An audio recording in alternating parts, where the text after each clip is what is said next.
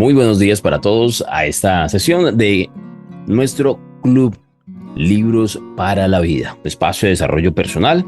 Estamos leyendo el libro de Anthony Robbins, Poder sin Límites, y continuamos en la página 59. No hace mucho tiempo, o no hace mucho, viajaba yo en avión con Ken Blanchard, el coautor de El Ejecutivo al Minuto, quien acaba de publicar en la revista Golf Digest un artículo titulado El golfista al minuto. Era reciente su amistad con uno de los mejores entrenadores de golf de Estados Unidos y como consecuencia de ello, su juego había mejorado últimamente. Me contó que había aprendido muchas distinciones útiles, pero que le costaba recordarlas. Le dije que no necesitaba retener en la memoria tantas distinciones. Y le pregunté si recordaba haberle dado alguna vez un golpe perfecto a la bola. Respondió que sí, desde luego. Acto seguido le pregunté si ello había sucedido muchas veces. De nuevo respondió afirmativamente. Entonces le expliqué cómo la estrategia o manera concreta de organizar sus recursos, evidentemente, estaba ya grabada en su inconsciente. Bastaba con retrotraerse a sí mismo al estado en que se hallaba cuando se veía en condiciones de utilizar toda la información recibida. Le dediqué unos cuantos minutos más a explicarle cómo lograr dicho estado y ponerse en marcha a voluntad. El lector aprenderá esa técnica en el capítulo 17. ¿Qué pasó? Pues que salió e hizo su mejor recorrido de los últimos 15 años, rebajando en 15 golpes su marca anterior. ¿Por qué? Porque no hay poder como el del estado de plenitud de recursos. No necesitaba luchar consigo mismo para recordar lo que tocaba hacer. Instantáneamente dominaba todo lo necesario. Hasta entonces, solo le había faltado saber cómo destapar esa fuente. Recuerde que el comportamiento humano es el resultado del estado en que uno se encuentra. Si ha logrado alguna vez un acierto, podrá reproducirlo siempre mediante el procedimiento de asumir las mismas acciones mentales y físicas que entonces. En vísperas de los Juegos Olímpicos de 1984, trabajé con Michael O'Brien, un nadador especialista en la distancia de 1500 metros libres. Se había entrenado a conciencia, pero tenía la sensación de que no alcanzaba su mejor forma.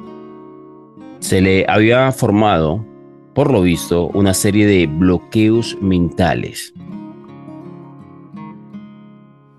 Quiero marcar esa parte de acá para ahorita que estemos haciendo nuestro recorrido. Entonces se le había formado, por lo visto, una serie de bloqueos mentales y eso le limitaba en realidad. Albergaba cierto...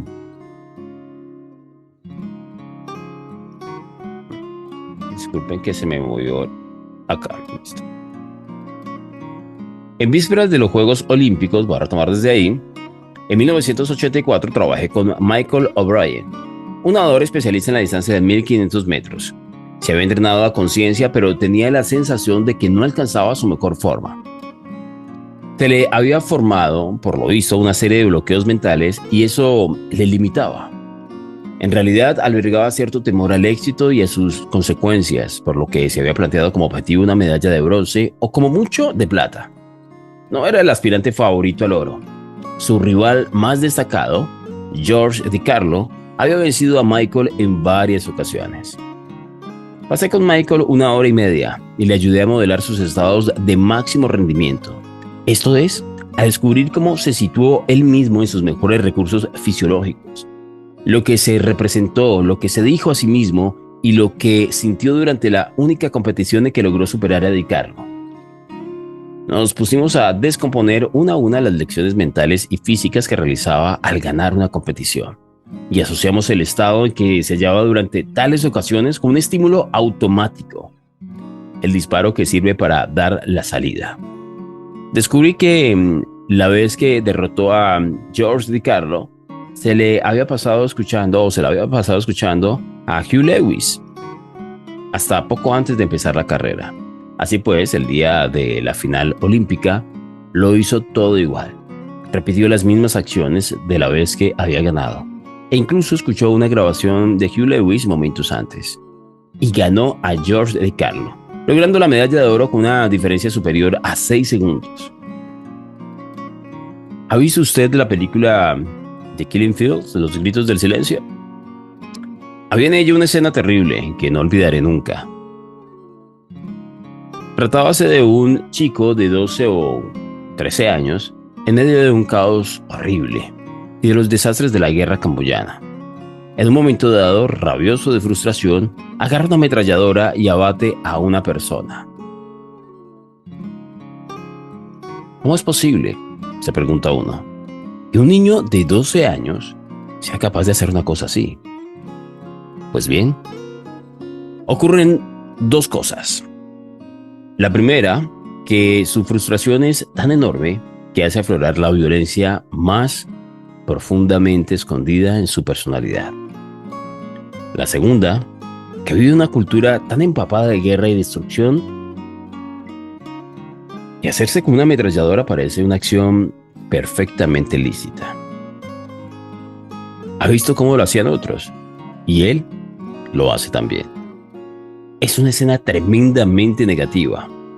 Yo procuro concentrarme en otros estados más positivos, pero es un resumen contundente de cómo un estado determinado, bueno o malo, nos lleva a hacer cosas que desde cualquier otro estado quedarían fuera de nuestro alcance. Quiero repetir esto una y otra vez hasta que el lector se sature de ello. El tipo de comportamiento que las personas producen es consecuencia del estado en que se hallan. Lo que hagan concretamente partiendo de dicho estado depende de sus modelos del mundo. Esto es, de las estrategias neurológicas impresas en ellas. A mí no me era dado conseguir que Michael O'Brien ganase el oro olímpico. Era él quien había trabajado durante la mayor parte de su vida para adquirir las estrategias, las reacciones musculares y todo lo demás. Lo que sí estaba a mi alcance era detectar de qué manera apelaba él a sus recursos más eficaces, a sus estrategias de triunfo para conseguir que esto aflorase a voluntad y en el momento clave en el que le hiciese falta. La mayoría de los individuos hacen muy poco para dirigir conscientemente sus estados. Se levantan deprimidos o con buen pie. Una buena mañana los anima o una mala los hunde. En todos los campos, lo que distingue a la gente es la eficacia con que invocan sus recursos. Esto se revela con la máxima claridad en el atletismo. Nadie gana siempre, pero existen ciertos atletas que disfrutan de la capacidad de aprovechar todos sus recursos casi a voluntad y están casi siempre a la altura de la ocasión.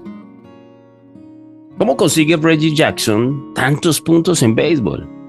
¿Qué motiva el increíble acierto de jugadores como Larry Bird o de Jerry West en todos sus lanzamientos? Fueron capaces de dar lo mejor de sí mismos cuando hacía falta, cuando la presión era más grande. Cambiar de estado es lo que desea la mayoría. Uno querría ser feliz, alegre, extático o más equilibrado. Otro anhela paz mental o salir de un estado que no le agrada. Se sienten frustrados, furiosos, abatidos, aburridos. ¿Qué hace entonces la mayoría? Pues digamos que pone en marcha la televisión para que les proporcione representaciones nuevas que puedan interiorizar. Ven alguna cosa y ríen. Ya no se hallan en un estado de frustración. Entonces van y comen algo, o se fuman un cigarrillo, o se toman una droga. En una tesitura más positiva, podrían salir o hacer ejercicio. La única dificultad con la mayor parte de estos planteamientos es que los resultados no duran. Cuando se acaba el espectáculo televisado, se encuentran con las mismas representaciones de antes acerca de sus vidas. Cuando los recuerdan, vuelven a encontrarse mal. Mientras tanto, aquella comida en exceso, aquella droga, ya han sido consumidas. Ahora hay que pagar el precio de ese fugitivo cambio de estado. En cambio, este libro le enseñará cómo cambiar directamente sus representaciones internas y su fisiología sin recurrir a apoyaturas externas que muchas veces añaden más problemas a largo plazo. ¿Por qué consume drogas la gente? No porque les guste meterse agujas por las venas, sino porque les gustó la experiencia y no conocen otra manera de obtener ese estado. He visto muchachos toxicómanos empedernidos que dejaron el hábito después del primer paseo sobre las brasas, al advertir que existía una manera más elegante de alcanzar las mismas sensaciones. Uno de ellos, que según él mismo, era heroinómano desde hacía 6 años y medio, pasó las brasas y le dijo a los demás: se acabó. Pincharme nunca me ha dado nada comparable a lo que he sentido cuando me he visto al otro lado de esos carbones. Lo cual no significa que deba dedicarse a caminar sobre brasas constantemente, sino que necesitará acceder a ese estado con frecuencia. Al hacer algo que creía imposible, desarrolló un nuevo modelo acerca de lo que uno puede hacer para llegar a sentirse bien. Las personas que han alcanzado la excelencia son maestras en beber de las fuentes más generosas de su propio cerebro. Eso es lo que las distingue del montón. Lo que más importa recordar de este capítulo es que el estado de uno contiene un poder impresionante y que uno puede controlarlo. No es forzoso vivir entregado al azar de los acontecimientos.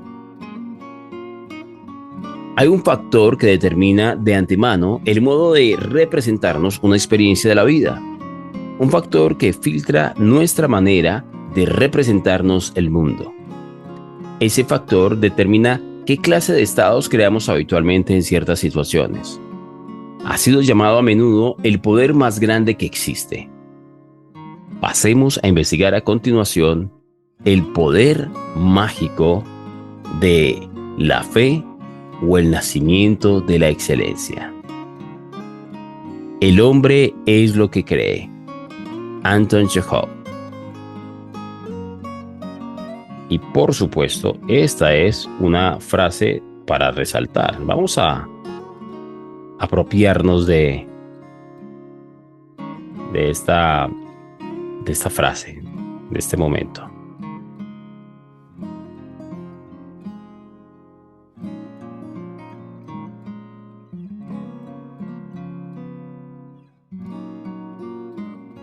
Bueno, no quiso resaltar.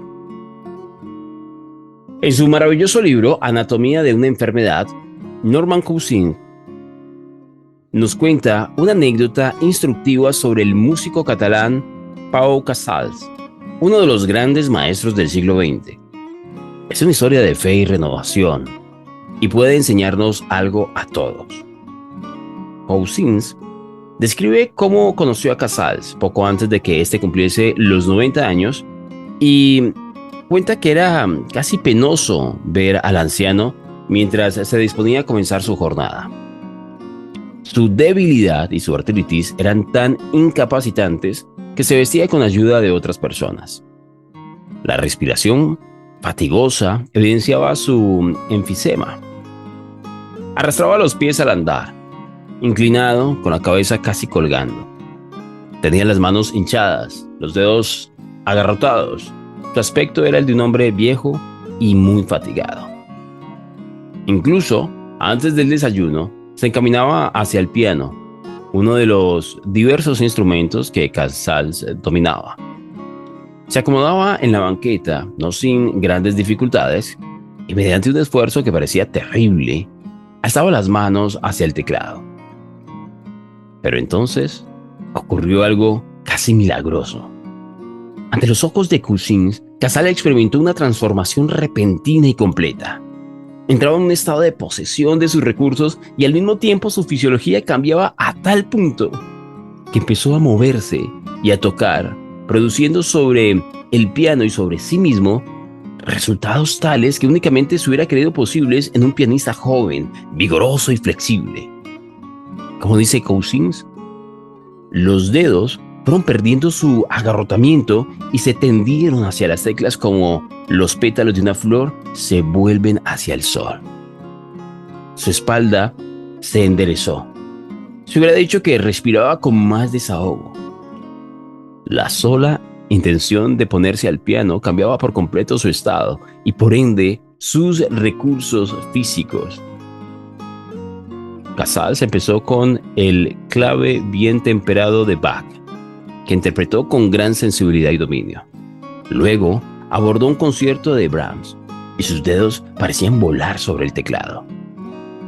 Todo su organismo se fundía en la música, escribió Cousins. Dejó de estar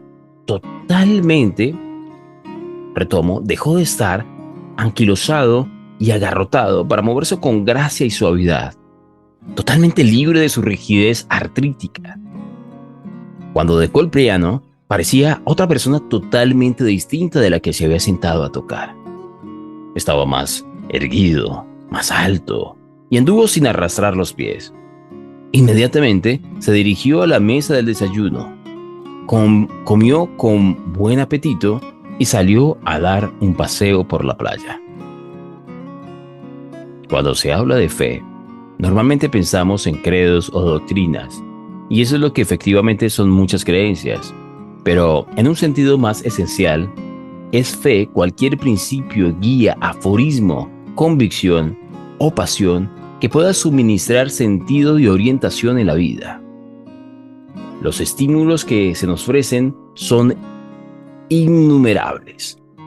Las creencias son los filtros predispuestos, organizados de nuestra percepción del mundo. Las creencias son como los gobernadores del cerebro. Si coherentemente juzgamos una cosa, es como si transmitiéramos al cerebro una orden acerca de cómo debe representarse lo que sucede. Casals creía en la música y en el arte, que habían dado belleza, orden y nobleza a su vida, y que todavía se mostraban capaces de realizar el milagro cotidiano para él. Como creía en el poder trascendente de su arte, disponía de potencial en un grado que casi desafía al entendimiento. Sus creencias transformaban todos los días al anciano en un genio lleno de vitalidad. Le mantenían vivo en el sentido más verdadero de la expresión. John Stuart Mill escribió: "La persona que tiene fe posee más fuerza que otras 99 que solo tengan interés". Precisamente por eso, es una frase muy poderosa. Ojalá pueda marcarla.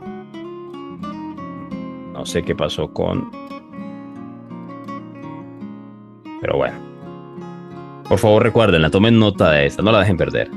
La persona que tiene fe posee más fuerza que otras 99 que solo tengan interés. Precisamente por eso la fe franquea las puertas a la excelencia. Una creencia comunica una orden directa al sistema nervioso. Cuando uno cree que algo es verdadero, literalmente se pone en un estado tal como si lo fuese. Utilizadas apropiadamente, las creencias pueden ser la fuerza más poderosa para hacer el bien en la vida. Por el contrario, las creencias que ponen límites a nuestras acciones y pensamientos pueden ser tan devastadoras como negativas.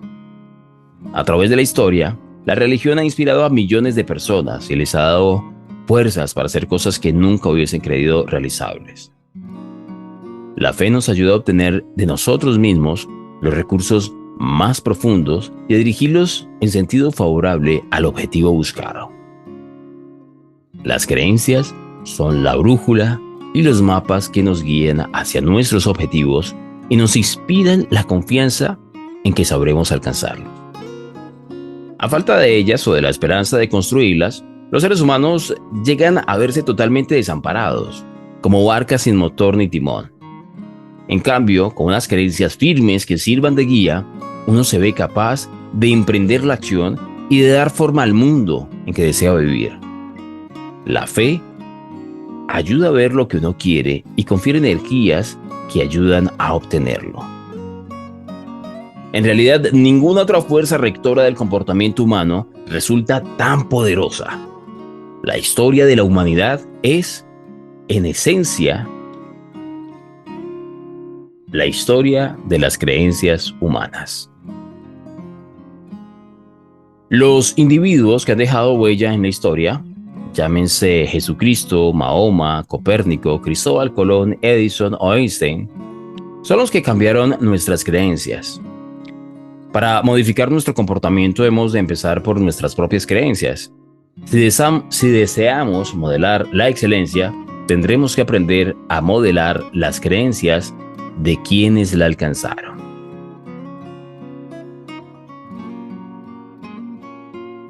Cuanto más vamos sabiendo sobre el comportamiento humano, más apreciamos el extraordinario poder de las creencias en nuestra vida. En muchos sentidos, ese poder desafía los modelos lógicos que tenemos muchos de nosotros. Pero es evidente que las creencias, representaciones internas congruentes, controlan la realidad incluso al nivel fisiológico.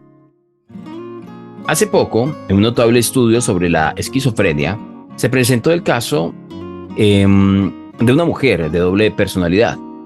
Habitualmente, esa paciente presentaba niveles normales de glucemia, pero cuando ella creía ser una diabética, toda su fisiología cambiaba de acuerdo con los síntomas de la diabetes. La creencia se convertía en realidad. Dentro de esa temática es conocido el experimento que una persona en trance hipnótico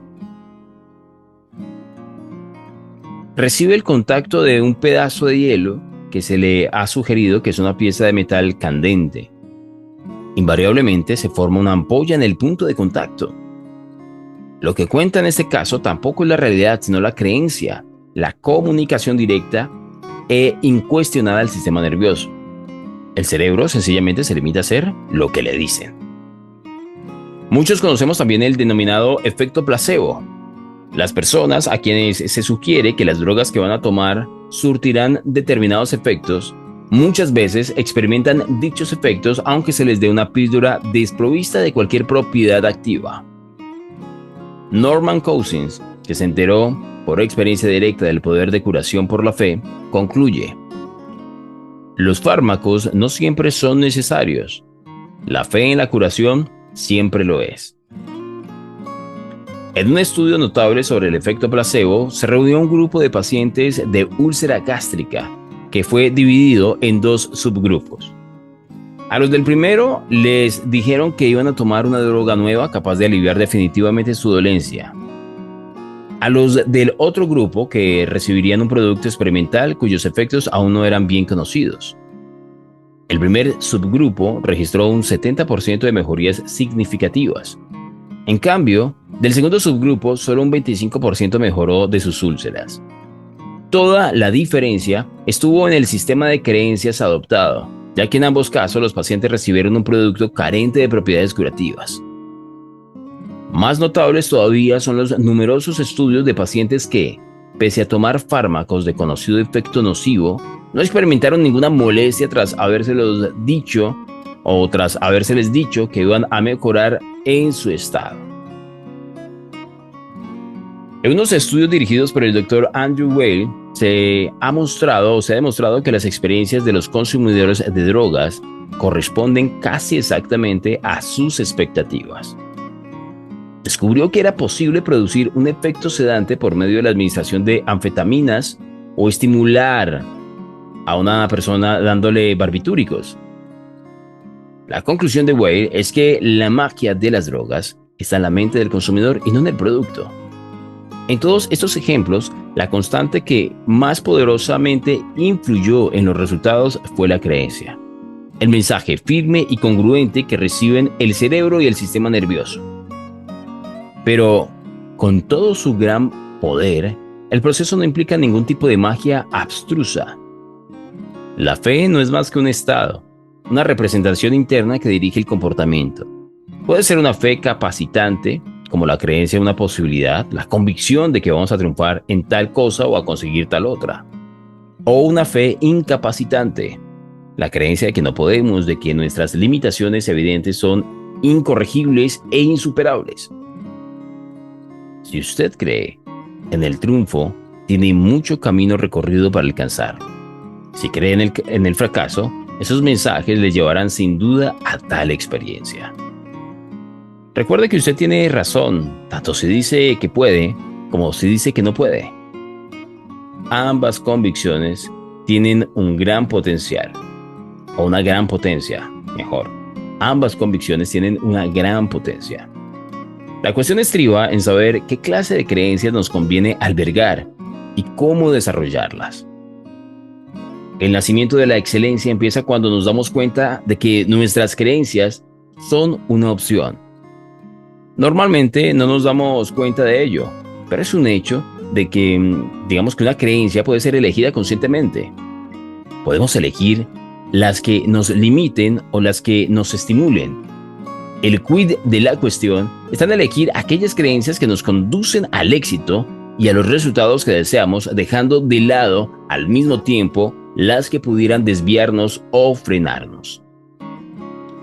El error más grave que las personas suelen cometer respecto a la fe es creer que se trata de un concepto intelectual estático, de una actitud divorciada de la acción y de los resultados. Nada más lejos de la verdad. La fe es la puerta de entrada a la excelencia, precisamente porque no tiene nada de irreal ni de estático. Nuestra fe determina nuestra capacidad para liberar nuestras potencialidades. Una creencia puede destapar o tapar el discurso de las ideas. Nuestra fe determina nuestra capacidad para liberar nuestras potencialidades. Grábense esa. Una creencia puede destapar o tapar el discurso de las ideas. Imaginemos la situación siguiente. Alguien le dice a usted, tráeme la sal. Y usted se dirige a la otra habitación al tiempo que dice, pero si no sé dónde está. Tras buscarla durante unos minutos, exclama, ¡no la encuentro! Entonces la otra persona viene y toma la sal, que se hallaba en el estante a 2 palmos de donde usted se encuentra diciendo, ¡qué despistado! Si llega a ser una serpiente ya te habría mordido. Cuando usted dijo, pero si no sé, le envió a su cerebro la orden de no ver la sal. En psicología esto se llama escotomizar. Aprendan esa palabra, escotomizar. Hay que recordar que todas las experiencias humanas, todo lo que uno ha visto, oído, tocado, olido y gustado, se almacena en el cerebro. Si uno dice congruentemente que no puede recordar algo, tiene razón. Si uno dice congruentemente que puede, entonces transmite al sistema nervioso una orden que abre caminos hacia aquella parte del cerebro que posiblemente contenga las respuestas que uno necesitaba. Pueden porque creen que pueden. Qué interesante lectura vamos a marcar. Continuamos en la siguiente sesión en la página 67. Y vamos a partir de aquí. Pueden porque creen que pueden. ¿Han escuchado la frase querer es poder? Pues, más que querer, querer es el inicio. Si querer es poder, creer es lograrlo. Pau, muchas gracias. Escotomizar. Dice Caro, la mente es muy poderosa, nuestras creencias nos movilizan y nos llevan a actuar de acuerdo a estas. Totalmente. Por eso cuando revisamos la historia y digamos que volvemos a lo mismo, esto es una mirada histórica, no teológica. Cuando miramos hacia atrás y vemos el comportamiento durante la era de la cristianización, pues es apenas lógico que el comportamiento de las personas que estaban involucradas en cristianizar a los pueblos paganos fuese el comportamiento de una persona apasionada, el comportamiento de una persona abnegada, sacrificada, involucrada, que no mediaba situación, el fin justificaba los medios. Tenían en su mente una creencia de que el fin era tan loable, tan valía la pena, tan digno, que bien los medios eran ejecutables. Tenían toda la validez. Y lo mismo pasa si avanzamos en la historia y encontramos a un partido socialista. Bueno, no podemos llamarlo socialista. No nos metamos en corrientes políticas. Llamémoslo simplemente como lo que eran, nazis. Cuando revisamos este apartado de la historia, nos encontramos con un Adolf Hitler que estuvo en la guerra, muy joven, y que estuvo a punto de morir. De hecho, hay un libro que tengo que recordar dónde lo leí, pero un libro donde dice que un soldado, creo que era un soldado francés, tengo que revisar bien esa historia, por favor no me crean todo lo que les voy a decir, pero digamos que es algo así, no recuerdo si es un soldado francés, pero un soldado tuvo a tiro a un soldado enemigo, como es normal en las guerras. Entonces, con su rifle, tuvo la mira a un soldado enemigo, y cuando lo vio a un joven con cara de inocente, un joven que no tenía mucha experiencia en la guerra, y tuvo compasión de aquel joven, y decidió no apretar el gatillo y dejarle vivir. Ese joven era Adolf Hitler. Entonces miren que es como si la historia estaba predeterminada o predestinada a suceder tal y como nos la leyeron. Ahora es posible que esta anécdota tenga una dosis de fantasía. Pero es interesante porque muchas veces suceden este tipo de cosas y nosotros no las percibimos. Nosotros somos incapaces de conectar puntos a nuestro alrededor o puntos hacia el futuro. Todo lo que podemos hacer es, una vez lleguemos al futuro, conectar los puntos hacia atrás. Oh, tal acción me llevó a esto me llevó a esto, y por eso yo estoy aquí. Por eso debemos ser agradecidos con nuestro pasado. No quedarnos ahí como si fuese un sofá, sino utilizarlo como un trampolín. Porque sea lo que sea, tú debes estar orgulloso de lo que eres. John, pero es que no he logrado nada. Pero estás aquí escuchando una buena lectura, aprendiendo, desarrollándote, y eso solamente lo logra ese yo que ha logrado transformarse a través de su viejo yo. Así que gratitud con el pasado. Alguien que nos ayude con una definición sencilla de escotomizar para todos los miembros del club. La fe es ver lo que no es como si lo fuera. Por eso hay que portarnos como si ya lo fuéramos. Interesante, Marcela. La fe es ver lo que no es como... La fe es creer que es posible y tener la certeza de aquello que no se ve. Me encanta. Cuando tú tienes certeza de aquello que no ves... Mira, un poco conducir un auto, vean el ejercicio así, conducir un auto a la medianoche es un acto de fe. Porque las luces no te permiten ver, creo yo, más de 5 metros. Pero tú sigues conduciendo a por lo menos 60 kilómetros por hora, esperando encontrar camino más adelante. Eso es fe. Tenemos la certeza de lo que no vemos.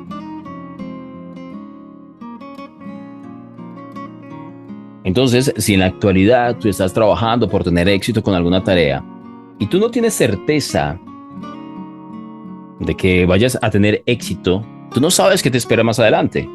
Es que todo el tiempo estamos negociando con la incertidumbre. Yo programo la sesión del club de lectura, pero no tengo ni idea si para esa sesión voy a estar disponible. Hablando en todo el término de la palabra disponible. Porque hoy estamos, mañana no sabemos.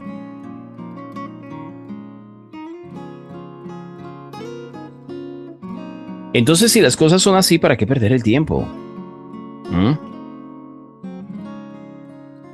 Certeza, mis queridos amigos. Y dice Kate, desafortunadamente hemos recibido patrones negativos que nos llevan a limitar nuestras creencias y nos despertamos para evidenciar que solo si tuviéramos fe como un grano de mostaza podríamos tener diferentes resultados. Absolutamente. No se necesita tener una fe descomunal. Creer un poquito. Miren, ¿saben yo cómo hago? Les voy a confesar un poco mi método. Cuando yo inicio un proceso con un cliente, yo le digo, no necesito que creas en ti. Déjame eso a mí. Yo creo en ti. Y con eso le libero un poco la carga y cree, él realmente cree en lo que yo le diga. Entonces, alguna vez alguien me dijo, es que usted les manipula, les trabaja, les lava. Ustedes lo pueden llamar como quieran. Pero la televisión nos lava el cerebro, nos manipula. Todas las representaciones que hay en la televisión se convierten en parte de nuestra programación. Los libros nos programan la mente. Nuestro entorno, nuestros familiares nos programan la mente. Todo lo que recibimos son estímulos constantes. Entonces, si ya lo estás haciendo, si ya estás recibiendo estímulos de diferentes personas, si tú permites que eso entre a tu programación, pues ¿por qué no hacerlo? Una persona que quiere limpiar el software, quiere dejarte la maquinaria completamente lista, disponible. Tú tienes un gran computador y necesitas editar un video. A mí me encanta, yo tengo software de edición de video en mi computador. Pero si yo no le hago mantenimiento correcto a mi computador y me mantengo la memoria despejada para que no se acumule mucho caché, si no le hago mantenimiento liberándola de carpetas que estén vacías, bueno, todas las cositas que son más de que la máquina esté con su software siempre en buena disposición, pues en el momento que yo vaya a editar un video, yo digo, pero ¿por qué no está corriendo bien si tiene tanto de RAM y un procesador de 4 cabezas y todas las cosas que se inventan cada día? Tiene buenas características. Y yo me he encontrado con muchos colegas y dicen, este aparatejo tiene todas las características de última tecnología y no es capaz de abrir mi Word. Porque necesito mantenimiento. Necesita que su software esté bien. Tú también necesitas que tu software esté bien. Y todos los días alguien coge ese computador, visita páginas, visita cuentas de correo, abre archivos y deja una cantidad de basura en tu máquina que cuando tú la vayas a utilizar no funciona adecuadamente. Entonces, si ya permites que otros manipulen el software y tu máquina, que tiene todas las condiciones para hacer un excelente trabajo, no lo está haciendo, permite que el ingeniero trabaje. Hagamos ingeniería de lo humano. Y tú llámale como quieras, o deja que la gente le llame como quiera. En una conferencia a mí me llamaron de frente, literal, y delante de todo el público que iba a abordar a continuación, vende humo. Me cogió en un buen momento porque antaño tal vez me hubiese afectado, pero en ese momento yo ya había escuchado esa expresión tantas veces que aprendí a entender el verdadero significado. Y yo le dije, tienes toda la razón. Absolutamente. Soy no solamente vende humo, vendo un humo, una cosa maravillosa. Por ende, no estás obligado a quedarte a que yo te venda mi humo. En cualquier momento que consideres, tienes plena libertad de retirarte de la sesión. Por ahora, si quieres quedarte a escuchar un poco, enhorabuena. Entonces le hice una invitación. Le dije, vamos a hacer una cosa. Voy a hacerte mis primeras señales de humo. Y si no te convence, te puedes retirar. Sin reproches, sin reclamos, sin resentimientos, por supuesto. Y era sincero, yo no estaba molesto. No estaba en absoluto molesto y mi respuesta fue genuina.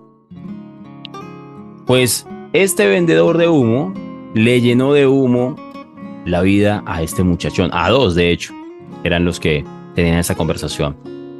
Y no los culpo, porque su jefe los obligó a estar en la sesión. Y así no funciona esto. Y si yo quiero ayudar a las personas, lo último que tengo que hacer es engancharme con ellas. Entonces, he aprendido a entender este escenario. Y créanme, a mí hay cosas que me molestan, hay cosas que me ponen tristes, ustedes me transfieren sus emociones. Pero si yo quiero ayudar a la persona, no puedo engancharme con ella. Y sí debo guiarle. Si ella me quiere ver como un vendehumo, pues soy un vendehumo. Es más, sí soy un vendehumo. En la televisión nos venden humo. El pastor nos vende humo, el sacerdote nos vende humo, el político nos vende humo. Pero no quiere decir esto que sean malas personas. Cada quien decide cuál es el humo que quiere.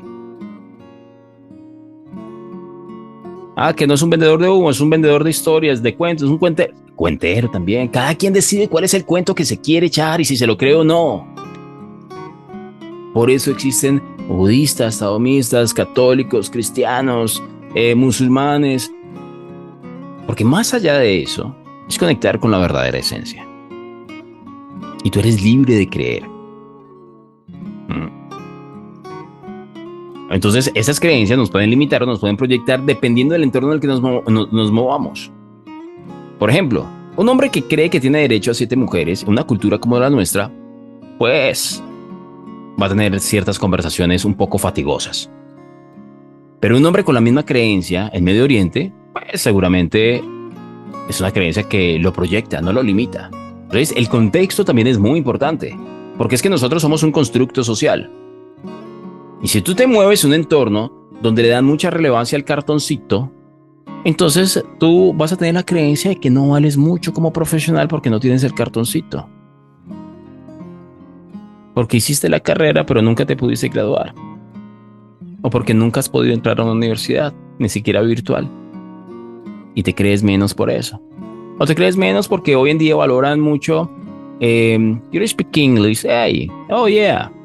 Y como valoran tanto eso, entonces tú quieres decir, hey, this is my turn. No, tú también puedes decir, este es mi turno. Y eres tan valioso como el que lo dice en inglés. Pero tus creencias te limitan por el entorno en el que te mueves, donde valoran ese tipo de cosas. Entonces tú llevas esa conversación fatigosa. Dice Carol Paola, es cuando el cerebro se protege de manera inconsciente de aquellas experiencias desagradables. Opa, escotomía. Muchas gracias, Carol. Cuando el cerebro se protege de manera inconsciente de aquellas experiencias desagradables. Pedí apoyo con eso porque yo no lo hubiese podido explicar de manera tan sencilla. Muchas veces uno se complica la vida. Créanme que a veces hago un esfuerzo por simplificar las cosas. Ese es mi trabajo, además, como formador.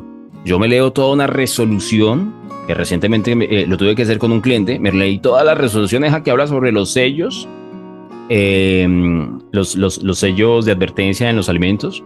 Y tuve que convertirlo en una formación de menos de 2 horas, entretenida y clara, concisa. Muchas gracias, Carol.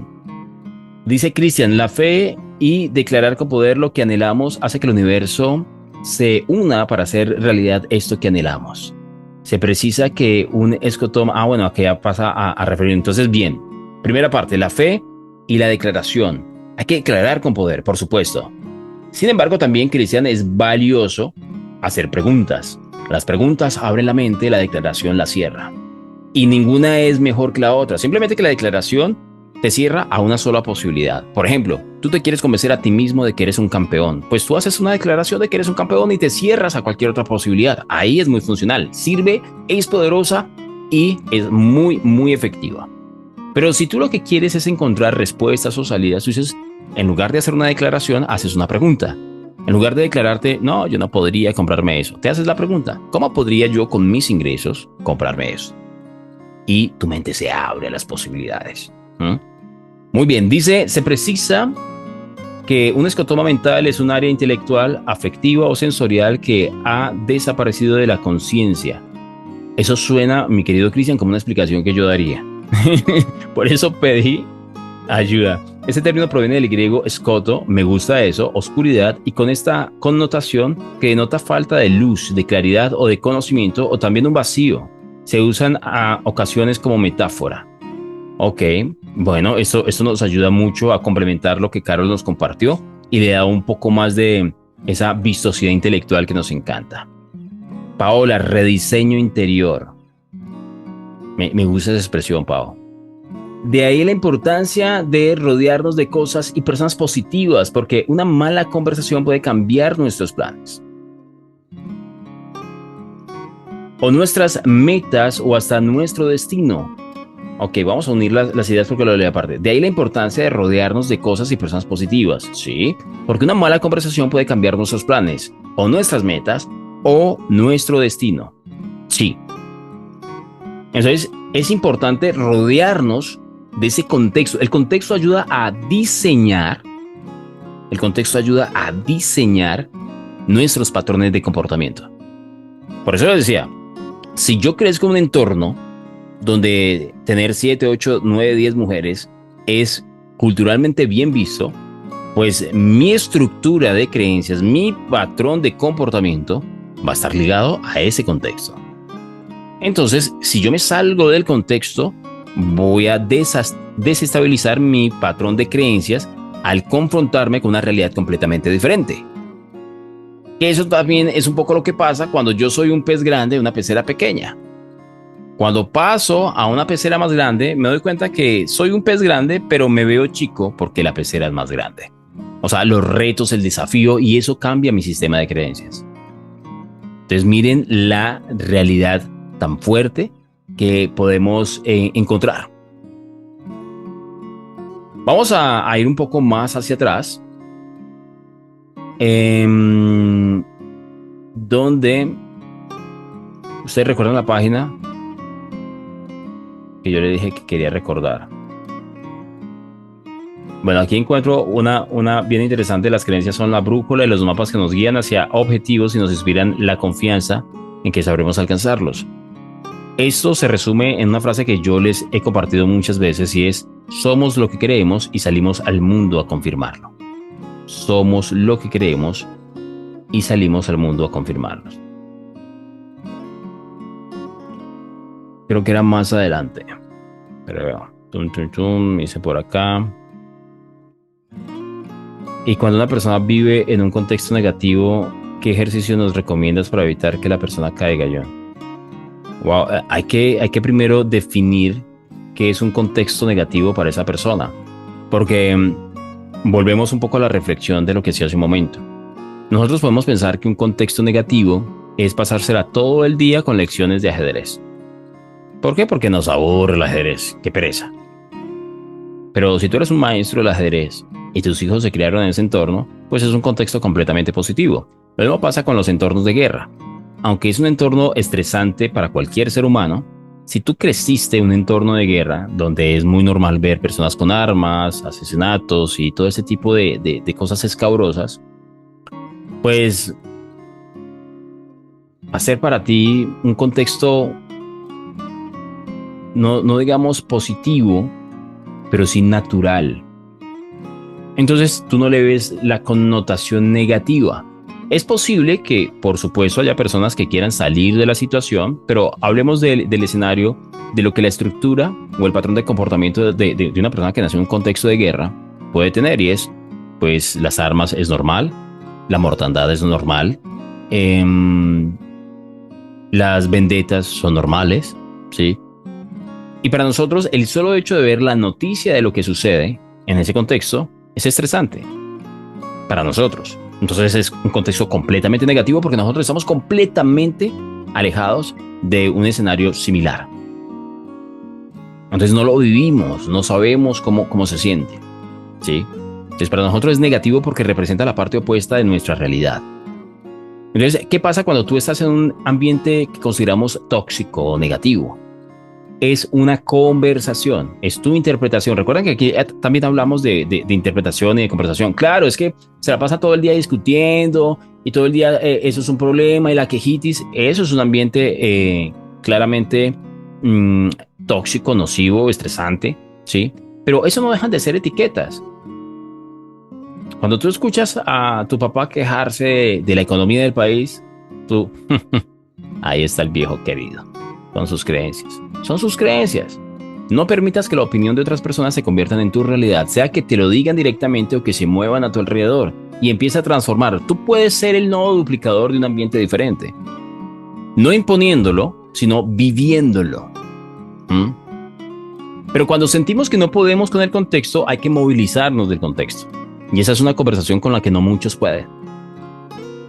Hay que movilizarnos y dejar cosas atrás.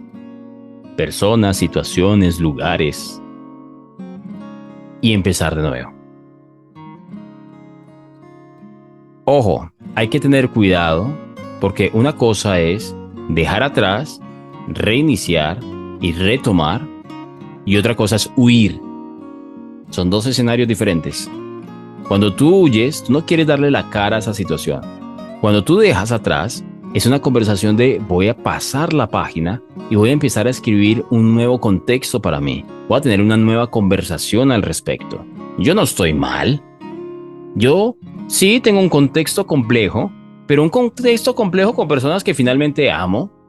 Sí, amo a mi papá, amo a mi hermana, amo a mi mamá, amo a mi primo, amo a mi perro. Canzones, mamones, como quieras llamarles. Pero los amas, están ahí. Y seguramente puedes disfrutar en medio de todo eso. Eso es como cuando uno de papá tiene que lidiar con el desorden de los hijos. Y uno escucha a los psicólogos, disfrute eso ahora porque en unos años lo va a extrañar. Y sí. Cuando los niños se van de vacaciones, claro, se siente un descanso los primeros días, ¿cierto? Pero después tú empiezas a extrañar el bullicio, el mami, mami, mami, el tengo hambre. Empiezas a extrañar parte de lo que ya es tu esencia. ¿Mm? Entonces, nosotros podemos darle nuevas etiquetas a nuestra realidad, porque más importante que las circunstancias, siempre vean de esa manera, más importante que las circunstancias es nuestra actitud frente a las circunstancias. Así que, si tú de verdad quieres resignificar tu vida, empieza por el contexto. Dale un nuevo significado. Algunas personas dirán como John, pero eso no es falsear la realidad. ¿Cuál realidad? Si todos los que vivimos en Colombia estamos divididos entre los que pensamos que la economía no está mal y los que pensamos que la economía puede mejorar. ¿Sí? Obviamente yo las dos las expresé en tono propositivo, pero literalmente hay personas que piensan que el país está en la olla, que no tiene posibilidades, que es inseguro, y viven en esa realidad. Y si esa es la realidad del país, ¿por qué yo salgo tranquilo a comprar el pan? Si es tan violento y si es tan inseguro, si es... Porque no tenemos una conversación diferente. Y es verdad que los perros son peligrosos y muerden, ¿por qué no me ha mordido uno en los últimos 14 años? Si son tan peligrosos. Entonces volvemos a lo mismo. Los tiburones son peligrosos porque el cine nos los vendió así, pero hay más ataques de humanos a tiburones que de tiburones a humanos. Entonces eso es bien importante. Miren, las personas que ven muchas noticias tienen esa conversación. Sí, se dejan gobernar. El problema en sí no es ver la noticia y volvemos, digamos, un poco a lo mismo.